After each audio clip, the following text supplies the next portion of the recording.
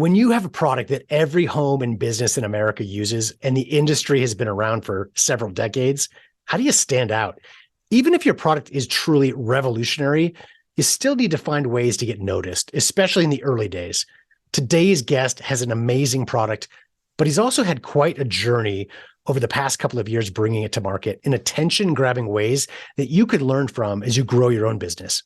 Are you looking for new ways to make your sales grow? You've tried other podcasts, but they don't seem to know.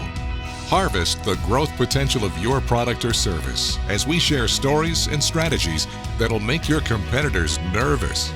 Now, here's the host of the Harvest Growth Podcast, John LeClaire. Super excited today to be talking with Winston Mok. He's the founder of Woosh. You can check their business, their website out at wooshair.com, WOOSHAIR.com. If you're driving, don't worry, it's in the show notes as always. Check it out later. But let's dive in and talk about the product. And really, I'll let Winston really describe what it is, what it does. But first of all, welcome to the show, Winston. Thanks for joining us. John, thank you for having me. Really excited to be here. So what is Woosh, the Woosh air filter, and how does it work? Yeah. So great question.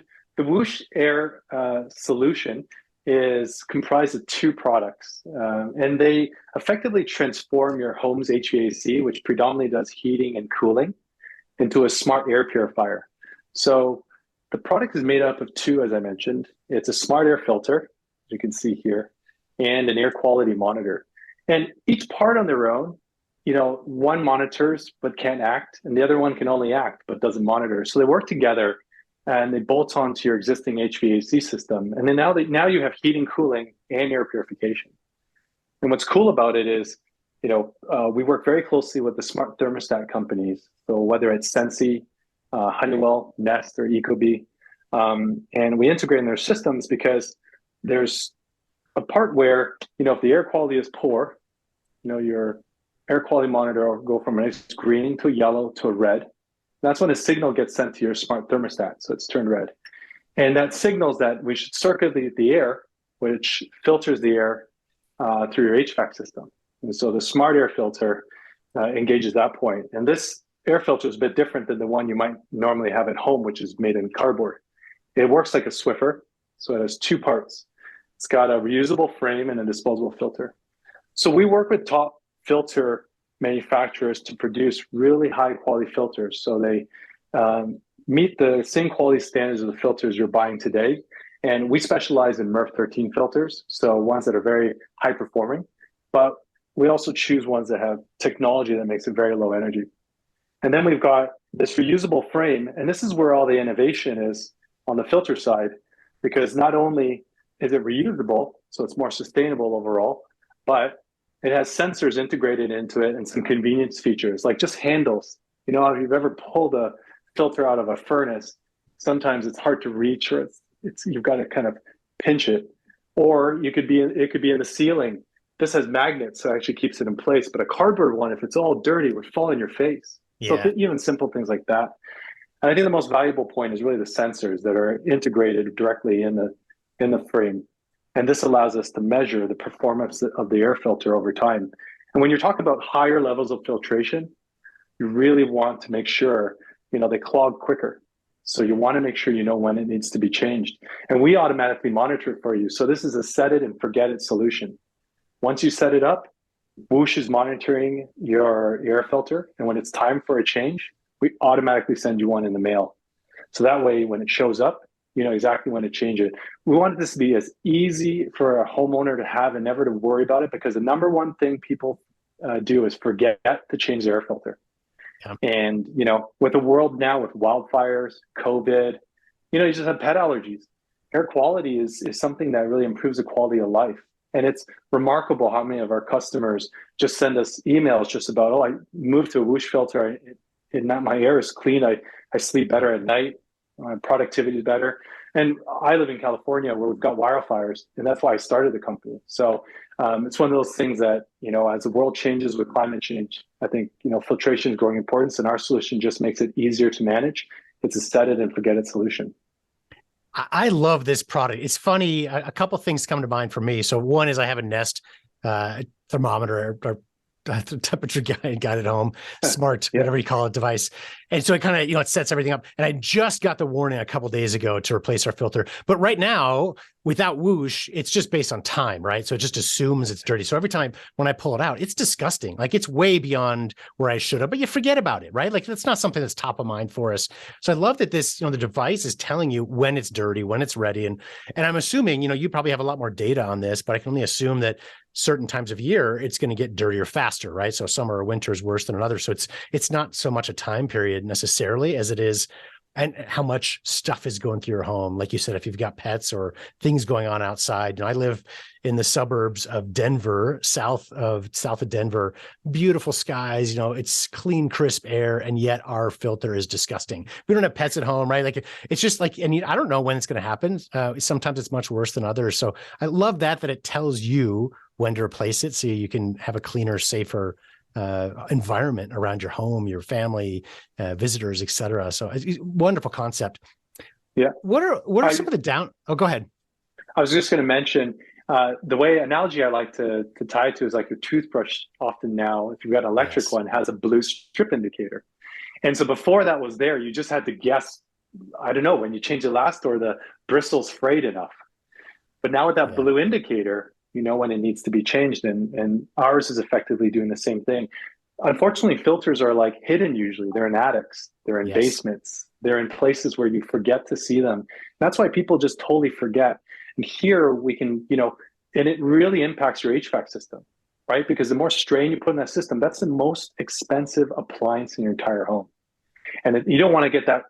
If you have to make a phone call because it broke, it usually happens on the hottest or the coldest days of the year. Now, you don't even know if you can get a technician over because other homes have had the same. So we try to mitigate against the risks on your system, in addition to making your life easier and the healthy home better by taking care of that air quality. But we're actually protecting the occupants and the equipment, and doing it in a way just like your toothbrush. Once that blue indicator goes, we'll just send you a new one. Yeah, it's funny you bring that up because there have been a few times in my home where the AC system or the heating system shuts down, right? Like you said, the hottest or the coldest day of the year. I go downstairs and sure enough, it's this disgusting filter that's just, long overdue for a change. You swap it in and it runs runs beautifully. But how many weeks before that is it pushing extra hard and frankly pushing dirty air into my home that we're not thinking about, but we're certainly breathing it in. Yeah, and heat and your energy bills go up. Oh yeah, your air quality suffers. I mean, there's just a range of things. And if you think of it, your HVAC system is the arteries, the ductwork are the heart and the arteries for the house. Yeah. And it's just important for maintenance because being the occupants, you care most about that it's comfortable and that your air is clean. And that way, I've got a 10-month-old and, I think about more of a developing respiratory system. My dad, he's in his mid 80s now. So he's got an aging respiratory system. So I think, about all of those aspects coming into life, you just want it to be a little bit easier and one less thing to think about. And so I think with Woosh, filters haven't changed in a long time. You go to Home Depot or Lowe's and you still see the same kind of cardboard filter. And, you move to a Nest, which is a smart thermostat. It just makes it a little bit better. I think with Woosh, we're trying to support that mission towards a smarter home that's more convenient, got better intelligence, and leaves you with a more a healthier home that's easier on your wallet in some aspects because you're doing it more intelligently. You're only changing when it needs to be changed.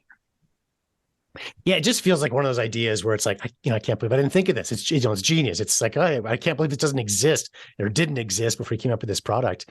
What originally inspired you? It was 2018, leading into 19. I'm from Canada originally. I grew up in Toronto, near the Great Lakes, and I think air quality there is different than obviously when I moved here to California. I was working at Google from 2015. So first 3 years, there were wildfires, but they didn't really hit the extremes. I don't know if you remember ever seeing in the news, the orange sky, a dystopian sky that cascaded down. That was the event for me because the Google offices would have to either remain closed or they would tell you to stay indoors because it was just unhealthy to be outside. So I ended up, my partner at the time, was like, hey, what should we do? And I said, look, let's get an air purifier at minimum. So I went to Best Buy.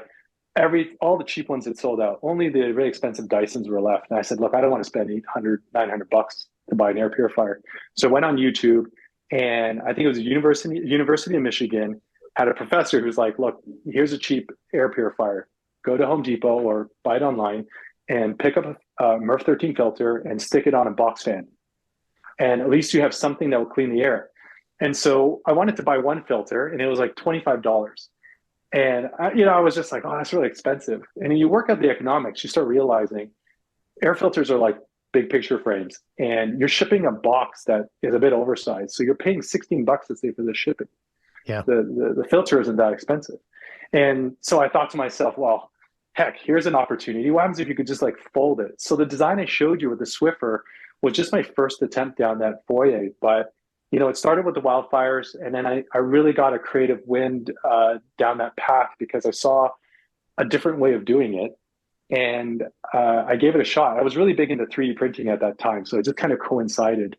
And this was just before COVID. So you can imagine, as I got into COVID, I really got a chance to dive deep because we were suddenly had a lot of time in our hands. So, I mean, if you think about what I've managed to do in that time, we've taken a very traditional cardboard filter, which can't fold, takes up space, and you have to buy maybe like 6 of them at a time. And now we've got a Swiffer-like design that, the filters fold up and there are electronics built into it. So it's quite a divergent evolution in terms of where filters, I think, are going. And I love the comparison to the air purification devices. We've got a client actually that has a very successful one. It works well, but there's several $100s. At the end of the day, modern HVAC systems, that's what they do. But it's, as you're saying, if you don't replace your filter more often or when it gets dirty, then the benefits stop or slow down. So you need that extra device, or just get a better or filter, or replace your filter more often, and you can take care of that. So it's a great comparison, and really just taking the mindset of moving away from it. Do I need a several $100 purification device that only does part of my home, or do I get better filters that takes care of my entire home and really less expensively, especially in the long run?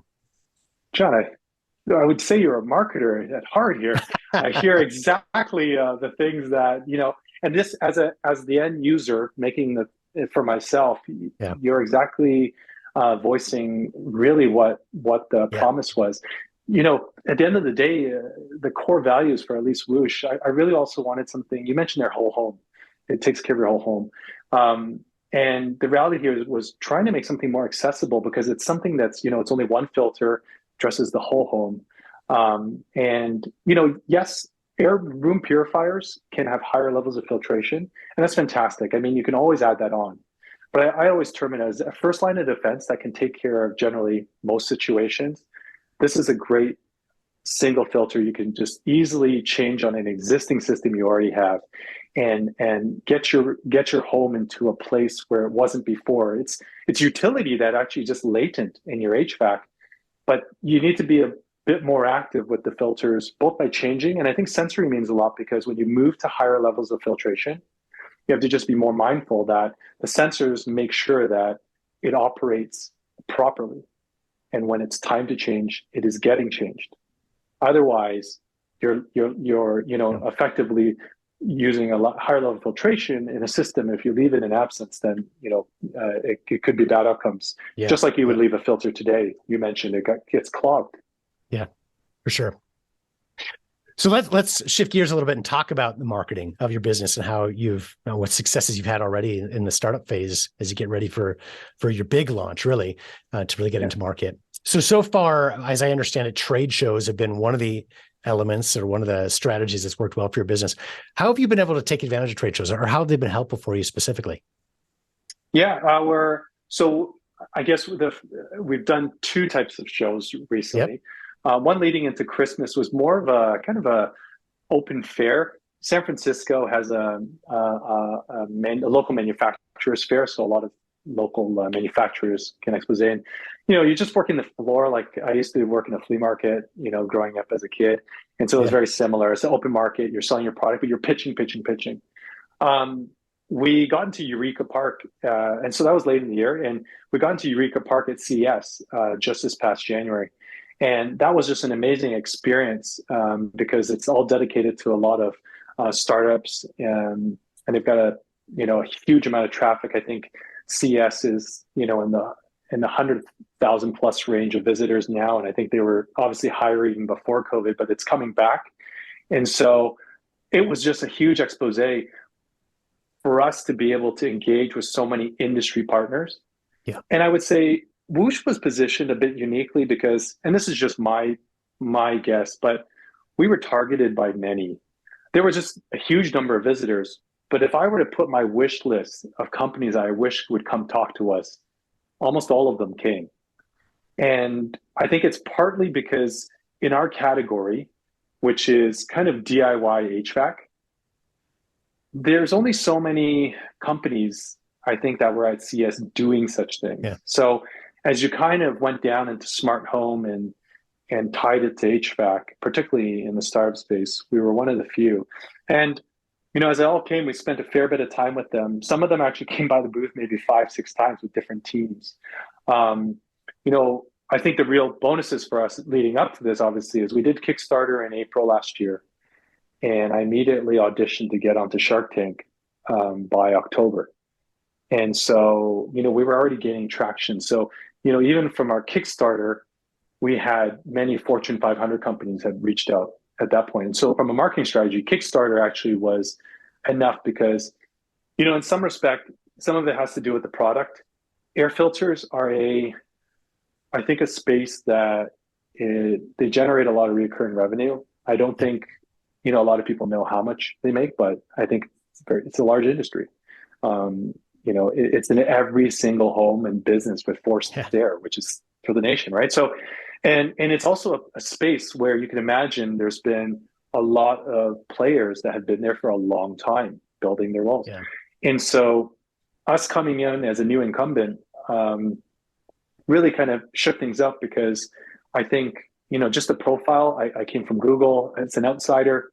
A lot of folks reached out after Kickstarter, kind of asking questions like, what's your vision? What are you seeing? And or how are you looking at your product integrating in?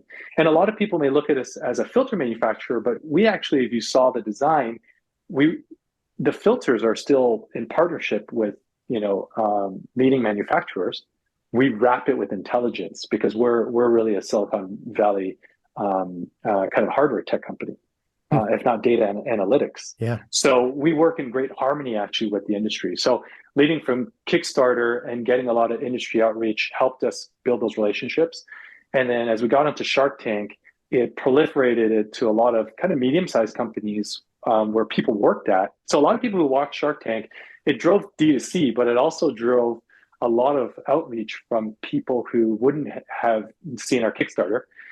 But we're in the industry, whether it's a wind farm or, farming reached out. Wind farms had reached out, different industries I never thought of that, like, hey, we changed our filters a lot. And I really like what you have because I have to send somebody to the roof of my farm.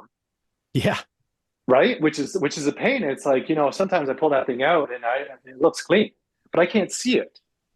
So here we are trying to bring visibility to what often can't be seen because it's behind walls and in a tough spot. And a lot of businesses are trying to manage these things themselves as best they can versus necessarily signing up with a service company because it's quite expensive sometimes to have a contract with a service agent when you can do some of these things yourself. So, enabling that as well. But just coming back to the trade show, I think after Kickstarter and to Shark Tank, we really had a great leg into CES, and it was just a blast. It was my first time there and engaging with a lot of different customers, and actually for them to physically see the product versus what they saw on TV or what they saw on our website, it made it very real, I think. So we've had a lot of follow-up that we've been doing since, and I think trade shows actually are extremely effective when you have a hardware product because it builds belief that the thing is real. People can ask more intimate questions when they can see the detail. And I think when you can engage with different teams at an earlier stage of a company, you can really build, early relationships that, will blossom over time. So like being a young company, I think it is really helpful to get your face out there and to engage with real people. And I liked how you talked about CES really standing out, being unique because there aren't a lot of HVAC related products at the the event itself, but there is demand, right? It's a everyone needs it, just not a lot of competitors. And I think we've found that to be successful both for us, but also for a lot of our clients that go to trade shows where if you can find one where you stand out, it needs to fit, right? You don't want to go to a cheese fair, right, to sell your HVAC product, but you got to go to something that makes sense, but where it's not like a sea of everybody else, as opposed to like an HVAC only fair and everyone's selling filters, and you got to try to stand out. And part of it is like any form of marketing, whether it's trade show, whether it's digital marketing, the more you can stand out and really differentiate, the cheaper your marketing gets, right? Because you're not paying that much more to stand out. If you go to CES, there's a lot of categories, TVs, for example, there's a ton of them, right? They've got multi-million-dollar booths because they've got to do something to stand out and it's really grab your attention, as opposed to your product, right? For you, your product is what makes you stand out at the event. And I think it's great advice to take, whether it's trade shows or any other marketing, is how can you stand out from the crowd, and which inherently brings down your cost of marketing and brings up your results, which is great. Oh, 100%. I will double down on what you just mentioned there, knowing how to stand out. HR, which is the big conference for HVAC, actually happened this week. And we did have some attendance from our team there, but we chose CS over that for the same fact that, in the HVAC space, I've grown a deep appreciation, obviously, for that space, and we have many partners in it.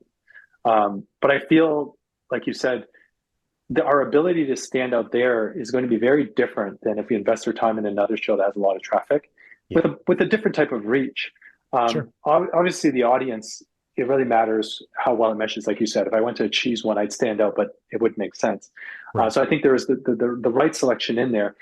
We actively chose not to exhibit at the HR conference, which is the big HVAC one, for the sake that if we were going to make an investment there and we did need to stand out, we would need to invest a lot more effort. Yeah. And that may be worth it, but you have to go in prepared and ready to make that investment. Otherwise, if you're in the noise or in the weeds, then you might have wasted a lot more of your capital or your precious resource. And for a startup, the amount of cash that you have and the time you have throughout the day is very limited. So you got to squeeze every part out of it and try to make the best decisions you can. Yeah, you got to make hard choices for sure. We just can't do it all. Time, and whether it's time or money, we all have limited resources in one way or another, right? For sure. Well, Winston, are there any resources that you'd recommend that have been really helpful for you along your journey? Yeah, when I think about the journey I've been on, so this is my second startup, and the previous one was in the mobile space, but the resources I find most helpful particularly relate to entrepreneurship. And so Ben Horowitz from Andreessen Horowitz has a book called The Hardest Thing About the Hard Things. And that book really resonates to me because it always brings me back to, frankly, it's a tough read because, the title, it's in the title. Yeah. Right. And it's a tough read for the sake that it's a very real reminder of what journey you're on as an entrepreneur. Yeah. And I always think it's most important, to have both, I think of that book, but also my advisory, doing two of the same things. Always kind of reminding me that, it's a marathon, not a race. And you're the only one who will ever determine whether you stop, right? But the race, or you will only win if you keep persisting. And it's a stark reminder of that. And my best advice or lesson from reading that book also is, well, how do you, it's one thing to read it and soberly accept that may be true. How do you best prepare for that? I always find it surrounding yourself with a variety of people that know how to give you the other side of the world, or the grass is greener when you're on one side looking out. Yeah. Right. Or maybe the analogy is more, they're always behind you, when you feel like you're knocked down. And I think for a lot of, entrepreneurs, whether they're investing money or launching a product, doing a big launch campaign. Like I give an example, like when I launched Kickstarter, it didn't you can't help but you hope that it'll drive virally, right? I mean, you just hope, and then the reality in our case, it just kind of goes the way it does, and it's good. but it's definitely not what you may have hoped. And you have to then react. And, I talked to some of my advisors, thought of what are the options, and it kind of came down to, well, heck, why don't you just try to apply for Shark Tank? Because that's free advertising that gets you pretty wide. Because, driving traffic is the problem you have. I think you got a great product. And so lo and behold, 11 auditions later, one can get there. Right. But you gotta believe it, because if you let that, let's say with Kickstarter and the campaign go, and you're not just pumping money in ads to drive traffic, you've got to find different ways. And I think a lot of businesses continually have to be resilient against, and changing really quickly, and persistence. There's all different ways. It's weird to think that may be the solution for many, but it worked out for me in the end. So I'm glad I applied. Yeah, absolutely. Well, that's a great recommendation. It's good to remember we're not alone when we face hard things too, right? I think I love reading resources like that, where we hear others' journeys along the way, and it reminds us other people have been through trials. Every success went through difficult times in the beginning. So when we face those, sometimes we feel very alone. It's good to reach out to, whether it's people that have gone through it or through books or whatever it might be, but finding like or similar stories. Well, Winston, is there anything I didn't ask that you think could be helpful for our audience? Yeah. I always think of one thing, and this more related to me personally, but I think it resonate with a lot of folks who, we've all been through COVID this last while, but those thinking about kind of going after and changing their career and starting something new. Like, I'm a prime example of somebody who was working at Google, had a great job, really loved it. And there was a moment where I was starting to go in this avenue doing air filters, and a lot of people probably looked at me going, what are you doing? Why? And even people who were very business savvy were like, they're so cheap, or there's so many filters out there and everything. Yeah. But I took a chance. I left, and I knew that if I was just going to work to collect another paycheck, you got to go for it. So I think the thing we may not have covered specifically in this podcast, but one thing I would leave folks with who are listening is, if you're thinking about starting something new, even if you don't know what it is yet, like, I'm a prime example through kind of the last couple of years that I moved from one space to a completely new area in HVAC that I had no prior learning or understanding before. And I just gave it a shot, and I've been running with it. I've been every step along the way, as you can see through what we've chatted about. It's just been surprise after surprise after surprise. And I've been very thankful that it's worked the way it has. And that may not always be the case, because that lesson that, when you ask me about one thing, it's still, there are the hardest things about the hard things. And they'll still resonate true, but I wouldn't give it up for anything. And I encourage everybody to still make those leaps of faith. And, I'm great evidence that, you can be in one world and doing something completely different later. And persistence is really key here, and just sticking to it. So yeah, hopefully that helps your audience. And, I'm really excited about the future, where Woosh is going, and everybody that's supported us to get to where we are, including yourself. I really appreciate you having us on the show. This is a great opportunity for us to get our voice out, and some of our lessons that we've learned along the way. Well, it was a real pleasure for me as well. Thanks so much for your time, Winston. Love to have you back on the show to hear more about your journey as your business continues to grow. So let's definitely keep in touch on that. But in the meantime, wish you all the best of luck. And again, thanks so much for your time today. Thank you, John. Love being here. Thank you again. Please go to wooshair.com to learn more about Winston's business. Check it out. Please support them and see all the great work that he's done over these past few months. This is a brand new startup. He's already seeing great success. And be sure to check out harvestgrowth.com to see other episodes we've recorded. And if you like this episode, you want to learn more about how you can profitably grow your consumer product business or service, please subscribe to our show, or you can set up an appointment right from our website to speak directly with a member of the Harvest Growth team in a free consultation to learn the process that's worked for hundreds of businesses since 2007.